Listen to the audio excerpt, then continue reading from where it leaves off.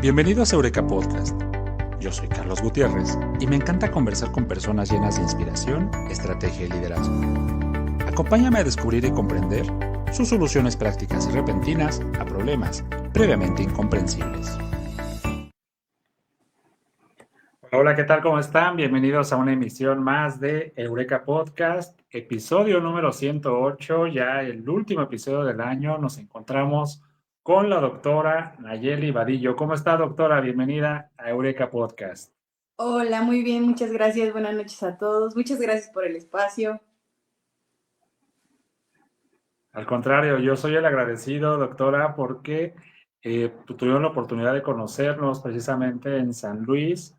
Hoy se encuentra usted en mi tierra, se encuentra usted en Hidalgo y yo me encuentro por acá en Veracruz. Entonces, pues la vida nos volvió a reunir en este espacio y pues es un espacio donde quisiéramos conocer un poco acerca de Nayeli Vadillo. No sé si nos quiera platicar para ir abriendo la conversación un poco acerca de su trayectoria, de qué es lo que se encuentra haciendo actualmente y, a grosso modo, cuáles son sus proyectos. Ok. Sí, claro. Bueno, le comento, creo que nunca habíamos tenido esa conversación, pero de hecho yo también soy de Hidalgo. Ah, Sí, mire nada más. sí, solo que pues por motivos de la carrera y demás, pues primero me había mudado a Puebla, donde fue que hice la universidad. Ahí estudié para químico farmacobióloga.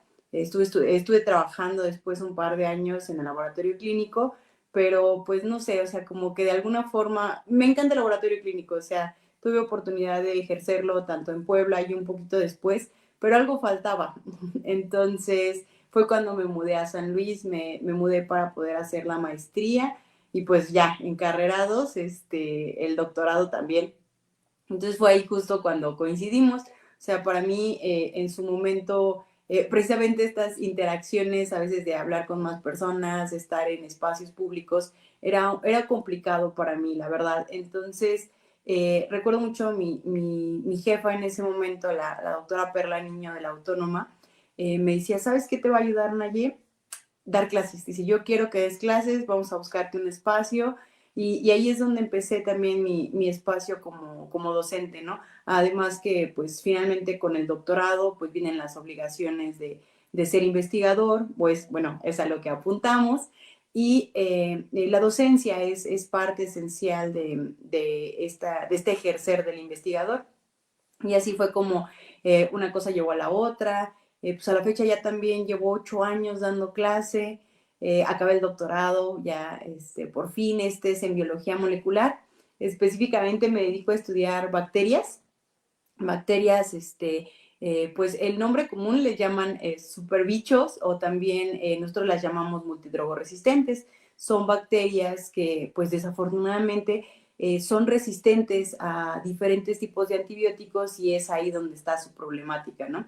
Entonces, esa es un poco la línea en la que me he dedicado y pues también a buscar ciertas alternativas, específicamente la parte biotecnológica, buscar extractos de algunas plantas que nos permitan también de alguna forma combatir o bailar el efecto de estos superbichos como les llegamos a llamar, ¿no?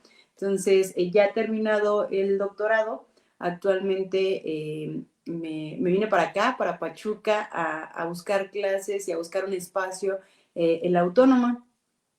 Por el momento, pues, doy clases y estoy, pues, tratando de colaborar con un cuerpo académico donde queremos seguir esta línea de las bacterias súper resistentes. Les digo, la idea sería ser un investigador de tiempo completo y, pues, las clases que definitivamente son mi segunda pasión.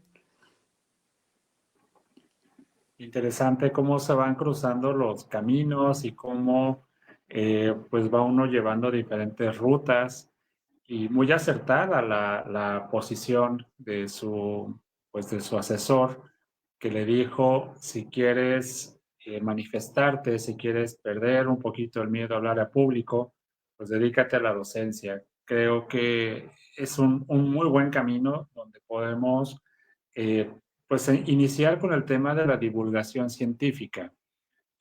Hoy en día, sobre todo con el abasto de la tecnología y la inteligencia artificial, eh, presuponemos que los jóvenes ya no quieren investigar, ¿no? Damos por hecho que han perdido esa capacidad de asombro, esa capacidad de ser curiosos. Sin embargo, con estudios un poco más a detalle, un poco más a profundidad, como son precisamente los estudios bacterianos, pues se ocurre un fenómeno a la inversa. La inteligencia artificial o las tecnologías para el análisis de grandes bloques de información, pues se convierten en un aliado, ¿no? Se convierten en una herramienta que podemos usar hacia nuestro beneficio.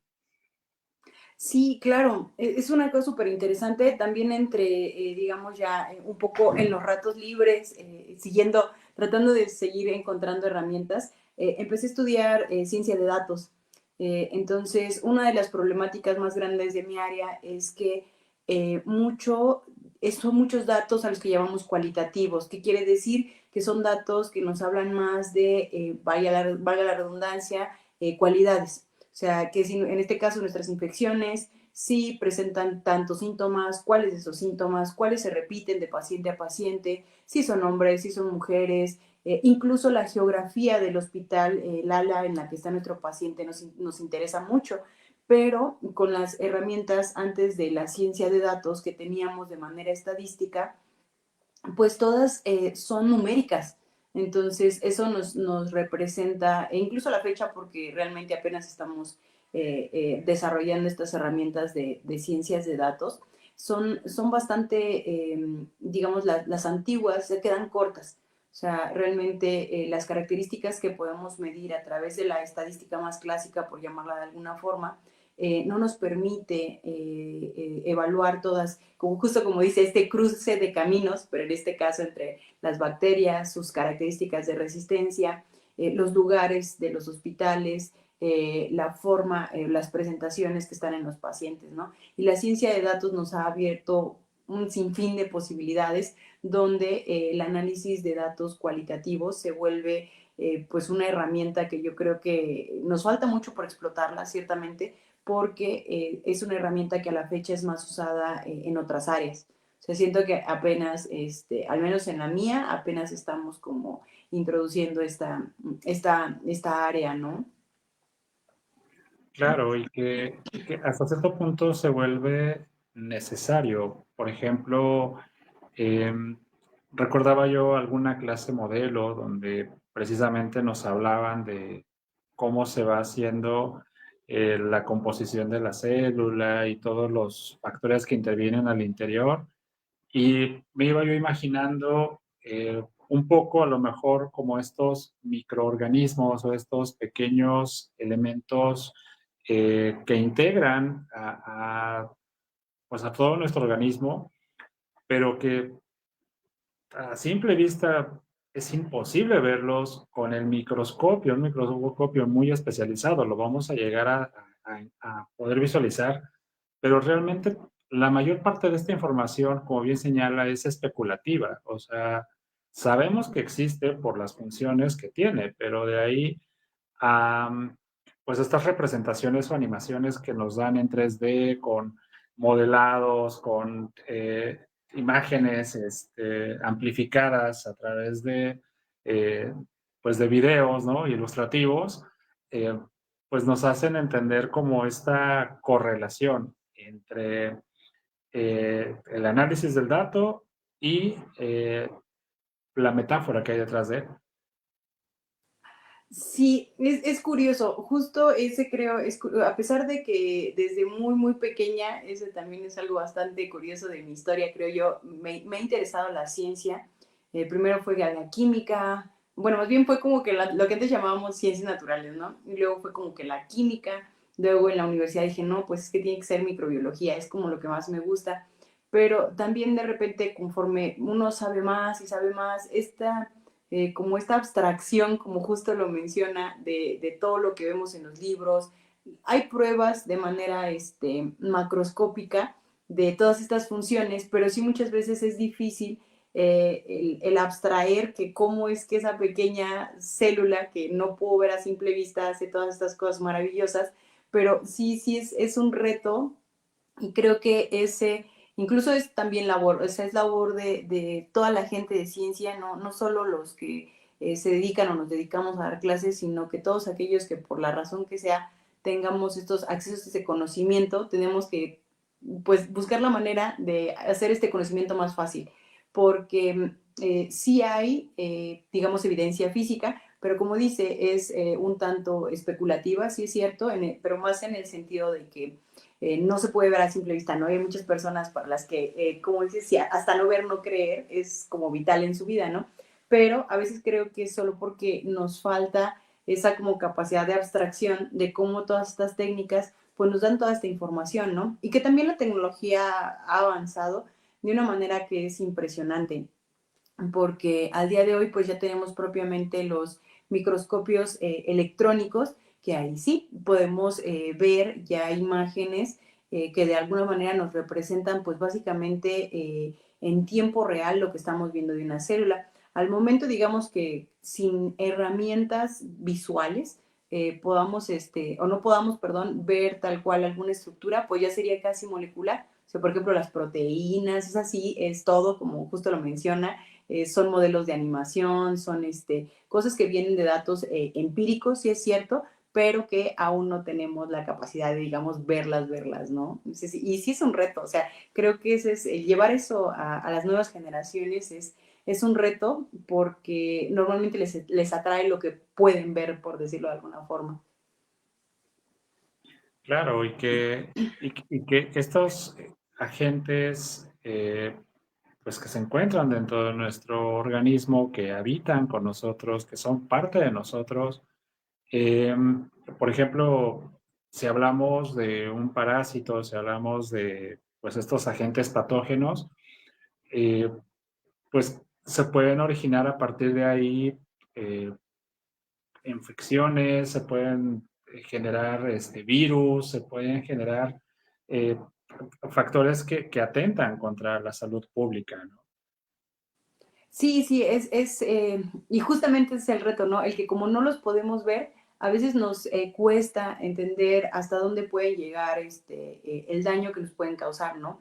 Y precisamente este reto de no poder entender cómo los medimos, cómo los observamos, cómo los estudiamos, también nos lleva pues a todas estas miles de teorías conspirativas que salen por ahí, justo lo vivimos hace 5 años, que el COVID, que si existía, que si no existía, que los virus, que qué son, que por qué no los vemos.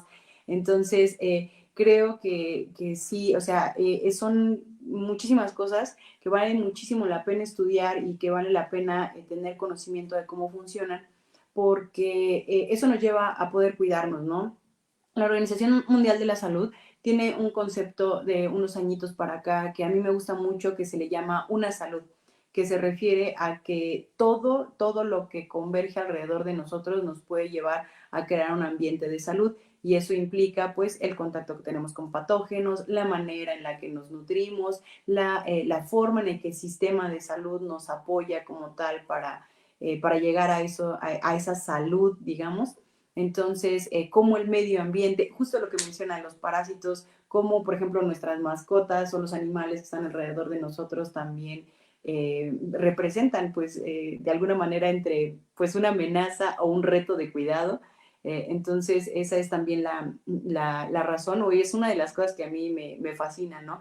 Las bacterias, pues tal cual, yo me dedico a aquellas que son patógenas, pero pues está la otra cara, ¿no? También están todas estas bacterias de lo que hoy llamamos el microbioma, que son parte de nosotros, o sea, que son parte de nosotros y que necesitamos tenerlas para poder vivir bien. O sea, se sabe que algunas especies de bacterias son vitales para que nosotros podamos desarrollar por ejemplo, una salud intestinal apropiada. También tenemos bacterias sobre la piel, tenemos bacterias, por ejemplo, en la parte del sistema respiratorio. Y pues todo esto finalmente hablamos justo de una salud, de un balance, de un equilibrio. Muchas veces las enfermedades llegan, obviamente hay patógenos que en cuanto nos topemos con ellos nos van a crear una enfermedad, pero también hay otros que en medicina se les llama oportunistas. ¿Y por qué le llamamos así? Justo en el término más social, digamos, porque cuando nuestras defensas están mal o cuando las bacterias buenas disminuyen en número, estos otros agentes toman la oportunidad y nos crean una enfermedad. Eso también nos preocupa mucho, sobre todo para las personas que de alguna forma su salud no está al 100%, ¿no? Y muchas veces cuando hablábamos de estos patógenos oportunistas, la gente siempre, o bueno, en medicina, siempre pensábamos en la gente que por ahí, no sé, lo trasplantaron, la gente que tiene problemas de autoinmunes, que también son enfermedades muy, que se han expandido cada vez más, o que las vemos más, y pues también, por ejemplo, en temas de VIH, por ahí, ¿no? Esta infección que desde los años 60, 70 nos está, pues de alguna manera aquejando como sociedad. Y decíamos, bueno, es que estas personas que su sistema inmune no están bien, es cuando llegan estos patógenos y los atacan, pero al día de hoy ya también es complicado. O sea, tenemos enfermedades metabólicas que también debilitan nuestro sistema inmune, ¿no? Como lo son la diabetes, como es la hipertensión. Entonces, todo el mundo ha escuchado, ¿no? Del pie diabético. El pie diabético empieza con una lesión muy sencilla, puede ir creciendo, pero este desgaste del cuerpo, esta lesión abierta, pues también deja lugar para que las bacterias patógenas pues hagan mucho peor el episodio del paciente, ¿no? Entonces, precisamente, pues volvemos a este concepto de la una salud y cómo, pues de alguna forma nos va a ayudar a poder crear un ecosistema para nosotros, aunque suene algo muy como de biología, un ecosistema que permita que estemos, digamos, en una salud integral. Uh-huh. Claro, y que precisamente acaba de tocar un par de puntos importantes. Por ejemplo, las bacterias que son favorables, ¿no? Los lactobacilos, por ejemplo, ¿no? Esto que contiene el sinoverase, que ayuda para la flora intestinal, el macrobioma. Eh, uno en el sentido común escuchas bacteria y pues inmediatamente lo asocias con higiene y lo asocias con alguna cuestión de enfermedad. Pero en definitiva, pues no todas las bacterias son malas, ¿no? Algunas tienen pues una función regenerativa, otras van cumpliendo diferentes factores en el cuerpo y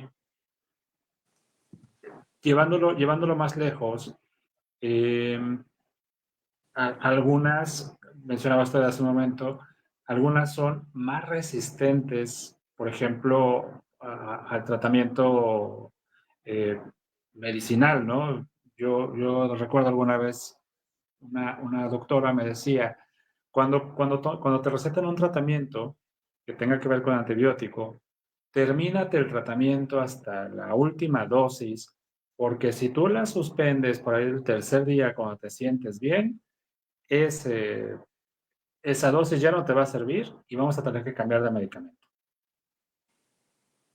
Sí, claro, es justamente esos términos de la resistencia bacteriana cumplen con la idea más común que tenemos con respecto a la evolución, que siempre el que más se adapta es el que va a sobrevivir y el que va a proliferar, ¿no? El que está mejor en el ambiente, que tiene las mejores cualidades, es el que va a sobresalir.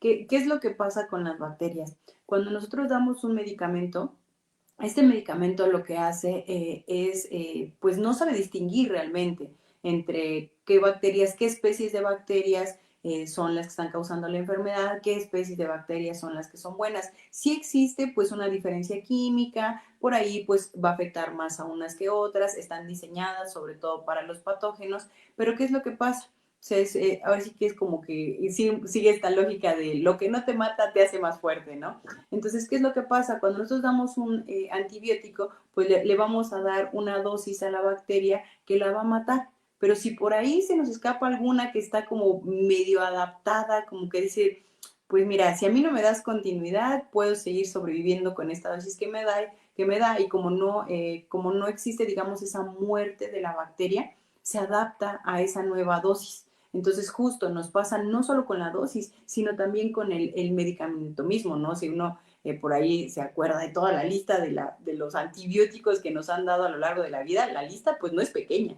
Entonces, con el tiempo, pues ahora sí te dan lo que llamamos la primera generación, pues la siguiente vez, por no haber terminado nuestro tratamiento, pues te van a dar la segunda, la tercera, la cuarta. Hay una rama de o una familia de los medicamentos en la que ya vamos en la sexta y pues está ese detalle que siempre es súper, súper, o sea, lo más recomendable es que no importa que yo me sienta bien, si a mí me han dado un medicamento, un antibiótico, lo tengo que tomar en tiempo y forma hasta acabar el tratamiento.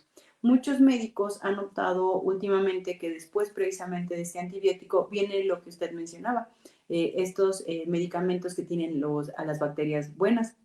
A estos le llamamos probióticos. Entonces siempre es bueno que tomemos todo nuestro tratamiento de antibióticos y posteriormente, digo, muchos médicos han optado por esta opción de recetar también probióticos, bacterias buenas que nos ayuden a regenerar todas aquellas poblaciones que pues de alguna forma también se vieron afectadas por el antibiótico, ¿no? Pero sí, lo que menciona es vital y de hecho justamente es una de las razones por las que a mí me llama muchísimo la atención y me apasiona mucho el tema al que yo me dedico. Yo lo que he hecho a lo largo de mis investigaciones es ir rastreando bacterias que ya son resistentes a una, a dos, a tres, a cuatro. He encontrado hasta de 5 familias de antibióticos diferentes que las bacterias pueden resistir. Afortunadamente, estas bacterias son más comunes en el ambiente hospitalario. O sea, realmente aquellos que tenemos un sistema inmunológico, pues digamos, eficiente, que pues digamos, andamos a pie afuera sin mayor problema, pues difícilmente vamos a estar en contacto con estas bacterias. Pero desafortunadamente las personas que entran a los hospitales, pues vienen con una condición. Esa condición puede ser algo, no sé, desde un accidente, una mamá que va a dar a luz también, pues tiene sus complicaciones médicas y al no estar al 100% su sistema inmunológico mientras están en el hospital, pues más fácilmente pueden contraer estas bacterias, ¿no? Entonces, para el médico, para los médicos dentro de los hospitales, se vuelve muy difícil poder combatirlas porque desafortunadamente se nos están acabando las opciones. Esa es una gran, gran preocupación. Este es algo que se empezó allá por el 2000, un poquito antes. La OMS, también la Organización Mundial de la Salud, tenía la idea de que para el 2050, así que como industria farmacéutica, como sociedad, como investigadores, le íbamos a echar ganas e íbamos a tener 50 nuevos antibióticos. La verdad es que ya vamos a mitad de camino, ya vamos a mitad de tiempo y no, o sea, yo podría decir que no vamos cerca de lograr esa meta. Entonces, por eso se ha optado también por difundir este mensaje de la responsabilidad con el uso de antibióticos para que no se nos salga completamente de las manos, para que las opciones terapéuticas no se nos acaben. Y ahí sí entra, digamos, la responsabilidad no solo de los médicos, sino también de nosotros como pacientes, de poder cuidar estos antibióticos, de no automedicarnos, que es algo también que dice que a veces te dan un tratamiento y pues sí te lo acabaste, seguiste el régimen, todo muy bien, pero te sobraron por ahí algunas tabletas, ¿no? Y entonces, ¿qué hacemos? Pues que la vez pasada me dieron esto y me va a volver a funcionar, pero no, o sea, ¿qué va a pasar si con ese tratamiento me quedo a medias? Si lo que yo tengo no es lo mismo que la vez pasada, aunque los síntomas se parezcan. Entonces, sí es una problemática, la verdad, que al menos en mi área sí vemos como importante y muy urgente. Claro, y que se vuelve parte también de esta falta de cultura, pues del autocuidado. Precisamente me vino a la memoria de repente el grupo de la colonia donde alguien dice, me sobraron estos medicamentos, ¿quién los quiere?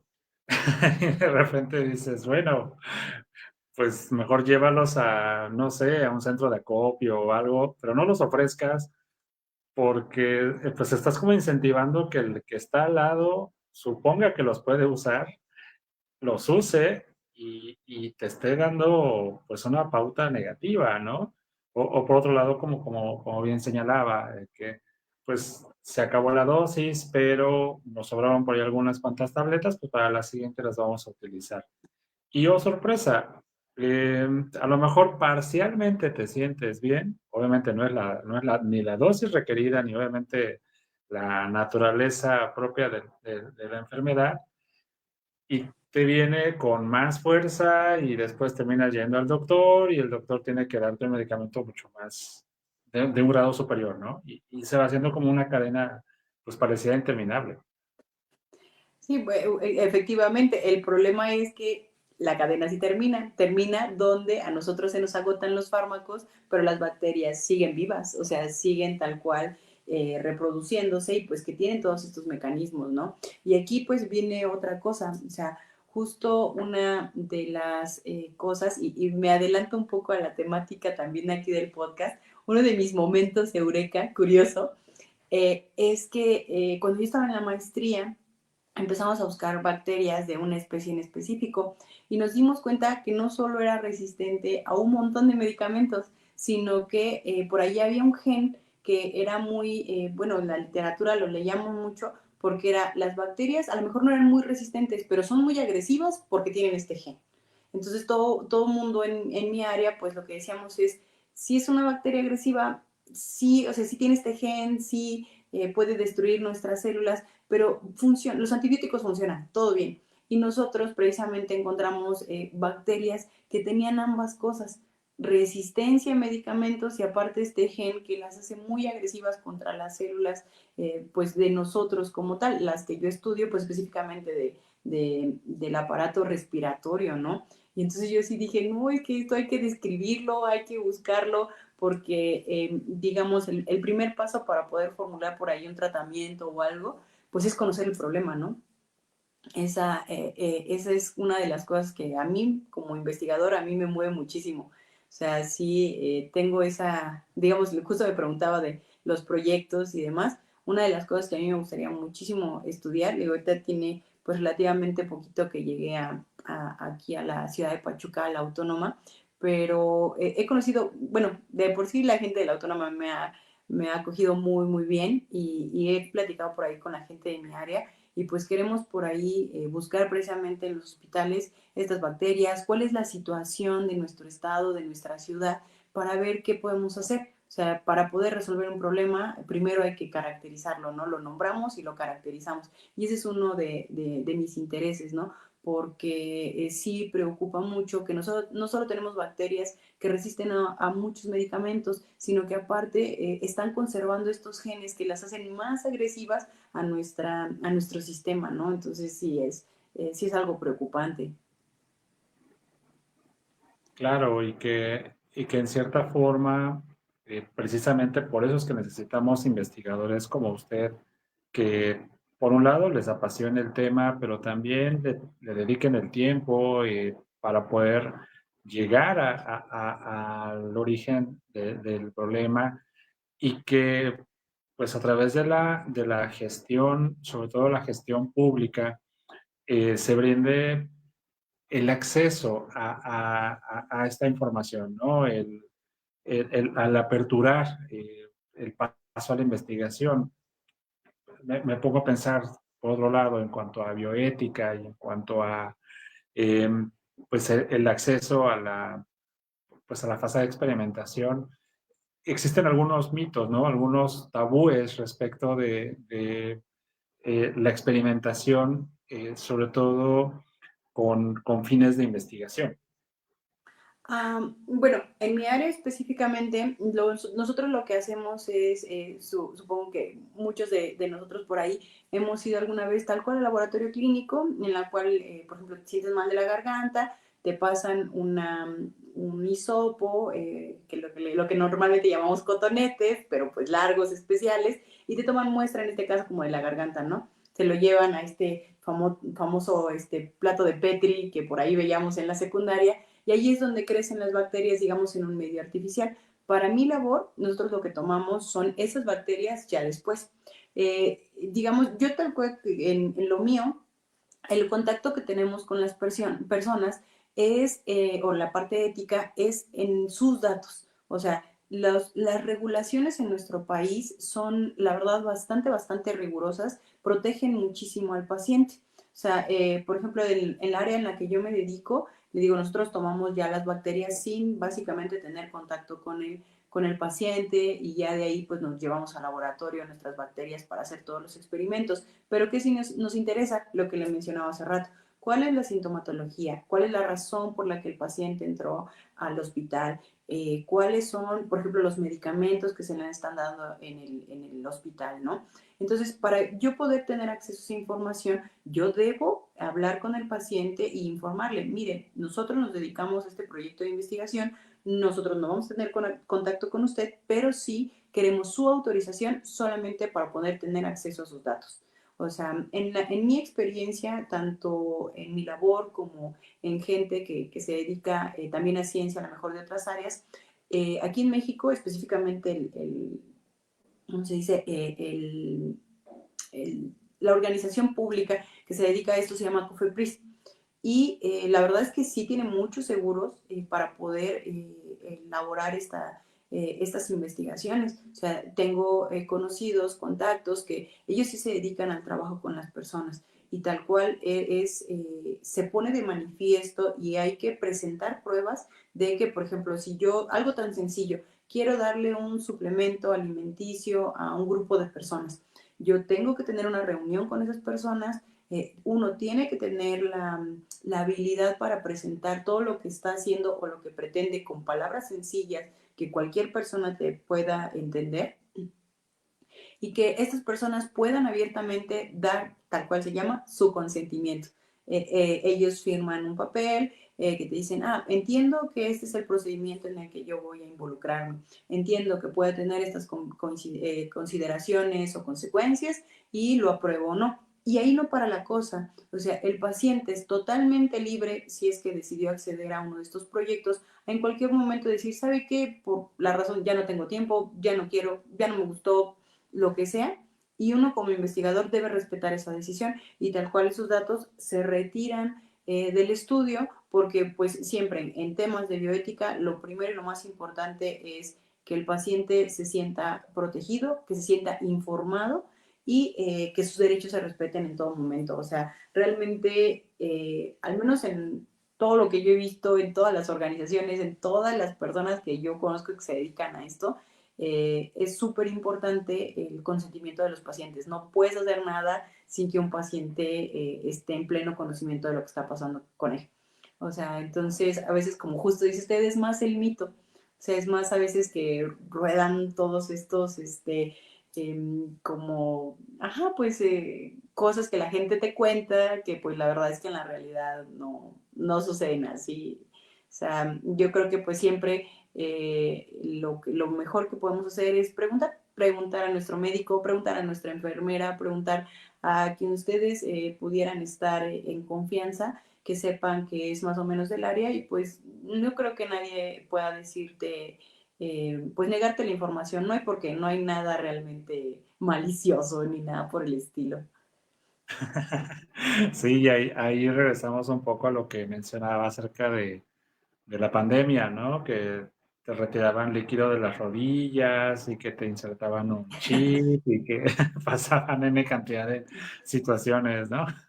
Sí, no, o sea, cuando uno le, digamos, como que por la razón que sea, estás más en contacto con toda esta información, pues te das cuenta que, no sé, uno como investigador quisiera que esas tecnologías existieran, o sea, para que pudieras aplicarlas de alguna forma, o sea, pero sí, o sea, que te pongan como un chip o algo por el estilo, nah, o sea, es dificilísimo, ¿no?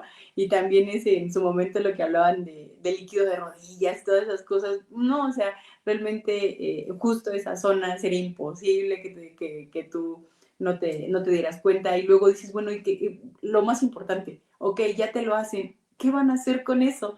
O sea, nosotros, o al menos así que digamos ya estás un poquito más empapado de todos estos temas, siempre la pregunta es, ¿pero qué podría hacer alguien con esas cosas? Ese es el detalle. Y es muy, muy curioso, o sea, todo este tema de cómo la ciencia de repente parece estar todavía en este oscurantismo en el cual pues parece que se le ocultan datos, digamos, al público, pero pues no, o sea, a veces creo que es más justo lo que decía, que a veces nos falta esta sensibilización también, digamos, del lado de los investigadores, de difundir nuestra información, de difundir a qué nos dedicamos, de qué va, cómo es, para qué va a servir a largo plazo. Y pues como no hay como digamos esta conexión entre digamos nosotros o nuestros investigadores y el público, a veces creo que es de ahí donde vienen estos mitos, ¿no? Porque también otra cosa que pasa mucho, le decía, las otras investigaciones a las que me he dedicado por ahí son extractos de plantas y poder, en mi caso, aplicarlos a la mejora bacterias. Y digo, la gente muy fácilmente, o sea, a mí incluso me pasa dentro de la familia, ¿no? Que alguien te dice, ah, pues es que te venden el extracto de tal o cual planta y pues básicamente hace de todo, ¿no? Y pues nosotros lo vimos, o sea, en la investigación que nosotros desarrollamos, lo que hacemos son extractos mediante técnicas especiales de las plantas.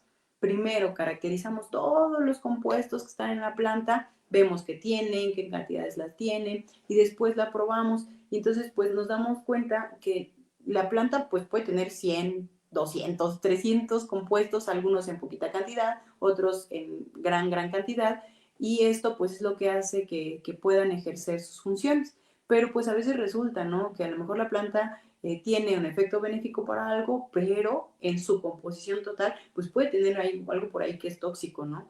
Y a eso pues le sumamos que pues los merolicos y los botánicos que te venden cosas en la calle, pues no sabemos bajo qué proceso hacen todas estas extracciones, ¿no? Y eso también nos pone en riesgo, o sea, insisto, creo que toda esta problemática es pues sí, es que hay que admitirlo como tal, esta desconexión que existe entre propiamente lo que llamamos ciencia, supongo, lo llamaría de todo esto que tiene que ver con la química, la física, la biología, y tal cual un público, digamos, como más abierto, ¿no?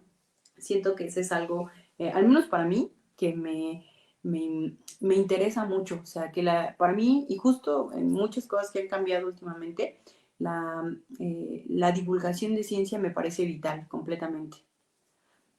Así es, y por aquí hay un saludo, bueno, una pregunta de Erika Patricia que dice, ¿cuál es su postura desde sus investigaciones acerca de la medicina naturista o incluso de los remedios caseros en el tratamiento de ciertas enfermedades? Mm, Híjole, es una pregunta compleja, creo yo, porque yo la verdad no me considero completamente en desacuerdo.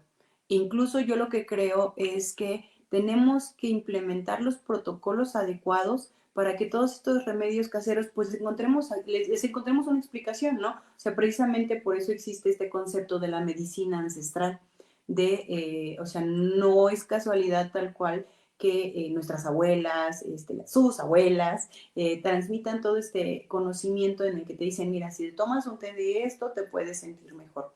Si tratamos esta herida con tal remedio, pues esto lo puede solucionar. Y te das cuenta que funciona, ¿no? Al menos puedes decir empíricamente, o a lo mejor no era tan grave y corrí con suerte y no me pasó nada, pero de alguna forma es conocimiento que ha pasado de generación en generación.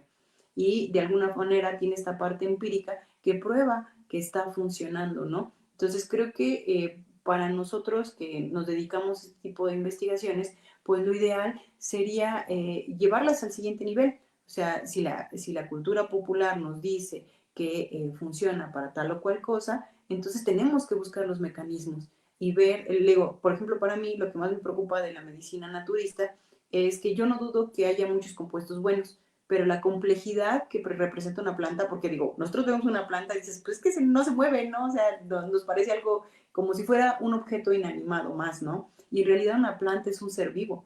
La planta es un ser vivo que básicamente hay ciertas especies que son casi tan complejas como un animal. O sea, así como tienen su crecimiento, así como tienen su reproducción, pues también van a tener su sistema de desechos.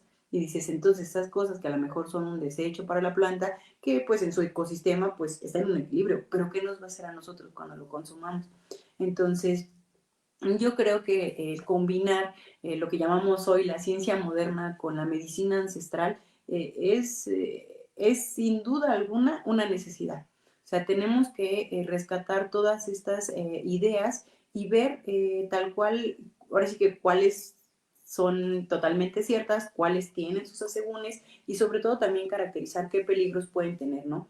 Entonces, sí creo que llevarlas a la investigación es esencial, tanto como para utilizarlas como para desmentir los mitos.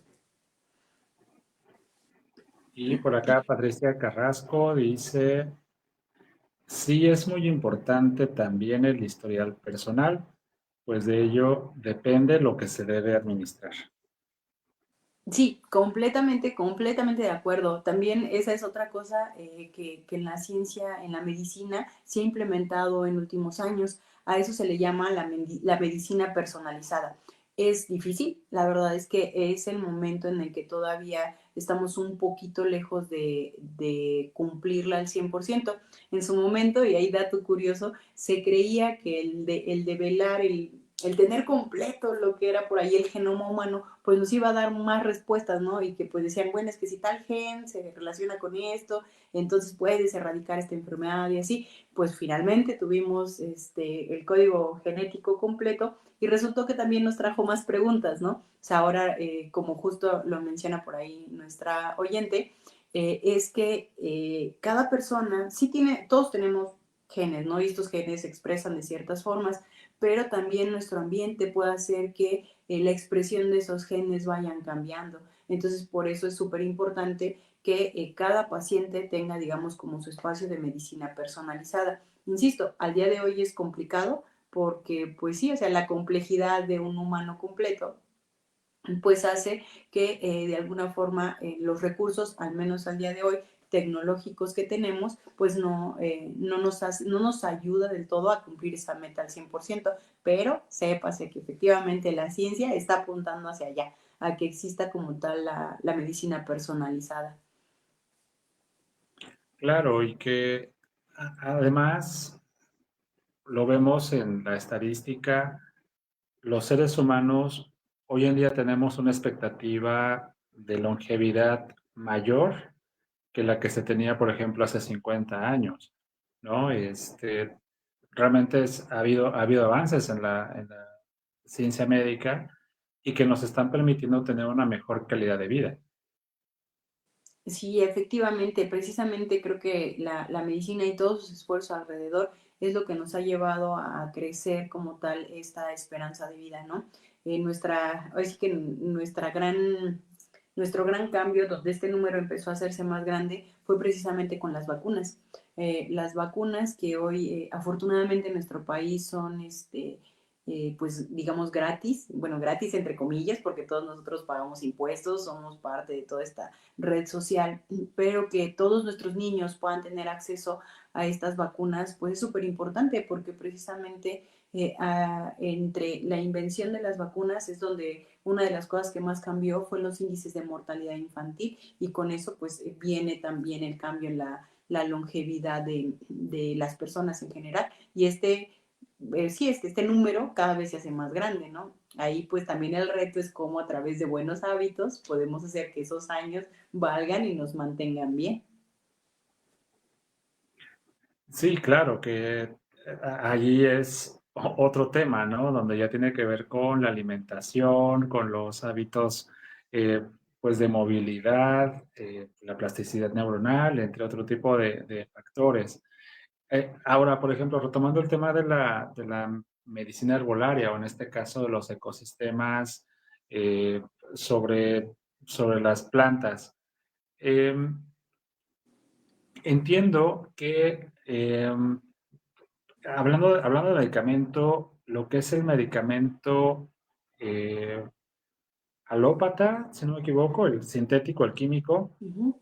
tiene bases desde la herbolaria, no necesariamente todo, pero sí hay una combinación, ¿no? Sobre todo por efectos medicinales o de sanación. Oh, sí, sí, claro, por supuesto. De hecho, precisamente el primer antibiótico como tal que se descubrió y se implementó, pues la penicilina. Y la penicilina como tal, de hecho, no viene de una planta, viene de un hongo que se llama penicillium. Entonces, en su momento lo que se hizo fue que el científico como tal que lo encontró se dio cuenta que crecía el hongo y todo alrededor parecía estar limpio. O sea que si tú tomabas muestras alrededor de este hongo no había bacterias. Entonces lo que se le ocurrió fue rescatarlo hacer una extracción como tal, tomar y limpiar la penicilina como compuesto y ahora sí fue que se empezó a utilizar. Ya con la tecnología y demás, pues también ya tenemos la capacidad de no necesitar extraerlo del hongo, sino lo que llamamos sintetizarlo, es decir, crearlo de manera artificial en un laboratorio. Entonces, justamente como usted lo menciona, esto proviene de un dato empírico y sobre todo de la naturaleza. O sea, otro ejemplo, yo trabajé con un tesista justamente en San Luis Potosí y ellos trabajaban con una planta que es de la parte de, pues sí, propiamente digamos el altiplano y ellos extraían una planta a la que le llamaban chilcuén, chilcuague y bueno, tiene otros nombres a lo largo del país. Y entonces aquí sobre todo lo que se tiene es que de manera, ¿cómo se podría decir? Como a nivel de la comunidad, lo que hacen las personas es que rescatan la raíz de esta planta y la ocupan sobre todo para el dolor de muelas. Y entonces hay muchas investigaciones y digamos que ahí es donde partimos nosotros, que el compuesto más grande, en el que está en mayor cantidad dentro de esta planta, es el que ayuda a esta sensación de adormecimiento. Entonces, por ejemplo, a partir de ese hallazgo, pues se puede o extraer solo ese compuesto que es el que tiene el efecto que nos interesa, o bien, lo mismo que la penicilina, poder de alguna forma producirlo en el laboratorio y generar este alivio en los pacientes, ¿no? Le digo, donde a nosotros nos describían el uso comunitario de esta planta, tal cual pues te sirve para que tengas esta como anestesia y pues llegues, digamos, de manera más cómoda al dentista y no se te complique, ¿no? Entonces, sí, mucho de la medicina alópata, como justo lo menciona, proviene de estos conceptos y volvemos a lo mismo, que es súper necesario pues rescatar mucho de esta medicina tradicional pues para poder aplicarla, porque finalmente si hay cosas que funcionan, pues qué mejor que poder pulirlas y usarlas en beneficio. Sí, totalmente de acuerdo. Que vamos, ahora que mencionaba el tema del hongo, recordaba por allí un video que me pareció bastante curioso, donde eh, como tal cultivaban un hongo, este lo colocaban dentro de un líquido, producía una fermentación y la fermentación eh, la bebía, ¿no? Se la tomaban y hablaban de sus propiedades medicinales de esta fermentación. Personalmente, ni se me antoja intentarlo, ni mucho menos quisiera yo saber a qué sabe, pero escuchaba yo el tema de la penicilina y me causó mucho sentido. Dije, ok, pues vamos, hay ciertas cosas que existen y que nosotros desconocemos o que tenemos cierta aversión precisamente porque no sabemos las propiedades o los beneficios que hay detrás, ¿no? Sí, claro, claro, y como esos ejemplos hay muchísimos, o sea, de no ser precisamente por cierto tipo de hongos a los que le llamamos levaduras, pues no tendríamos pan así de ese rico esponjadito que encontramos en las panaderías, no tendríamos yogur si no fuera por ciertas bacterias buenas que nos permiten convertir la leche en el yogur.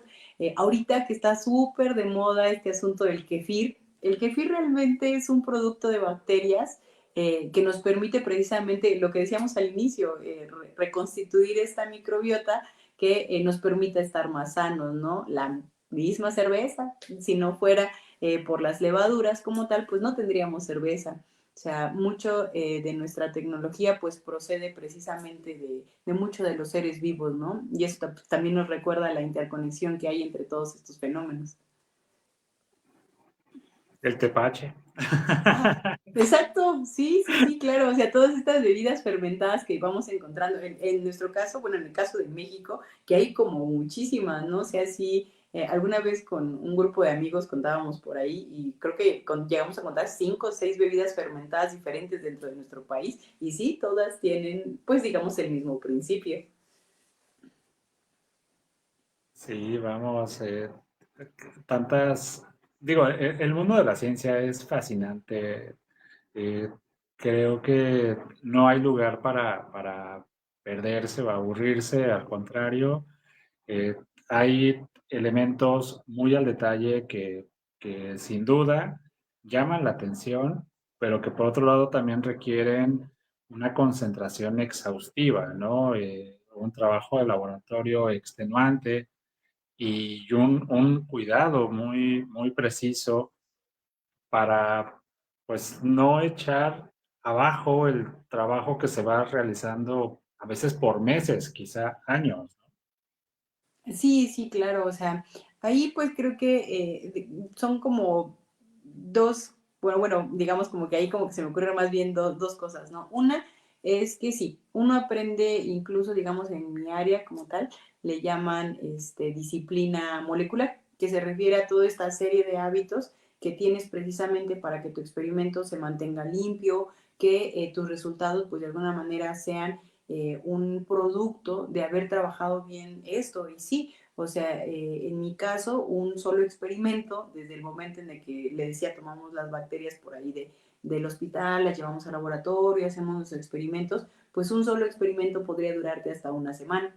Y pues si alguno de los pasos antes de que llegara al final no se cumple o tiene un fallo, pues no tendrás de otra más que volver a empezar.